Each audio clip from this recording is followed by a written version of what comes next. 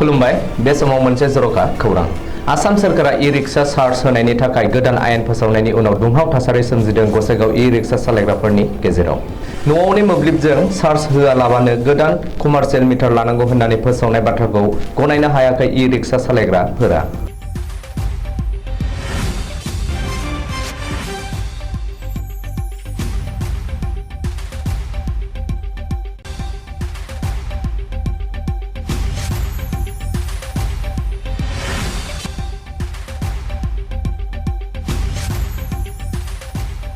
बे आयेन फोसावनायनि उनावनो सोमखिखांदों गसाइगाव नोगोरनि गासै ई-रिक्शा सालायग्राफोरा। आसाम सोरखारनि आयेन खानायखौ गोख्रोङै सोंखारि आरो धरना खालामो गसाइगाव ई-रिक्शा वार्कार इउनियनआ। लोगोसे आसाम सोरखार हाय हाय मोब्लिब बिफान हाय हाय बे आयेनखौ बातिल खालाम दुखिया ई-रिक्शा सालायग्रानि सायाव गादबनायखौ बन्द खालाम बायदि बायदि स्लगानजों होज्रिखावनानै धरना होयो।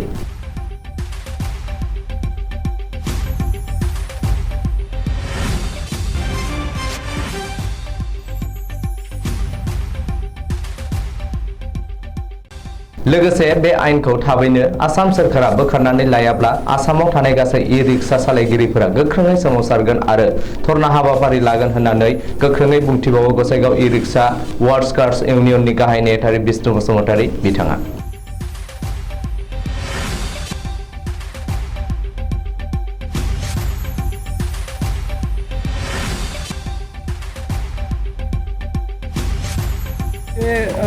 ई-रिक्शा सालायग्राफोरनि थाखाय मोनसे गोदान आयेन दिहुनदों बिनि सायाव नोंथाङा मा बुंगोन? बेथ' जोबोद दुखु गोनांनि बाथ्रा। दिनै जे कमार्शियेल बानायनांगौ होनदों दा जोंनि मिटारनिफ्राय जोङो माबाखायो जोङो अलरेडि बिल होखायो। बे बिल होनानै आरो उनाव मोनसे आरो गोदान लाफिननांगौब्ला जों बोरै जानांगौ? जों दिनै आसाम सरकार हेमन्त बिश्व शर्मा आरो बिटिसि सरकार प्रमद बर' सारखौ मोनसे खावलायनो सानो दे बे आयेनखौ बातिल खालामनांगौ। जोङो दिनै टट'वालाफोरा बे एसे एनै फैसा खामायनायजों गथ' गथाय फोरोंनाय आरो बेटारि बायनाय 6 मासनि 6 दाननि गेजेरावनो जोङो बेटारि सोलायनांगौ आरो रेजिस्ट्रेसन खालामनांगौ आरो मुलि तुलिनि खोथा दं, गथ' गथाय फोरोंनायनि खोथा दं। लेखाफ्रा जों बेबादि जों बोरै हानो? दा बिनिखायनो बे आयेनखौ बातिल खालामनांगौ। नङाब्ला जों गासिबो टट'वालाफ्रा जेसेबां दं जों साब डिभिजन गसाइगाव सिभिल साब डिभिजनाव नङाब्ला गुवाहाटीयाव जों मोनसे धरना खालामनायनि थांखि लानांगौ जानानै फैदों।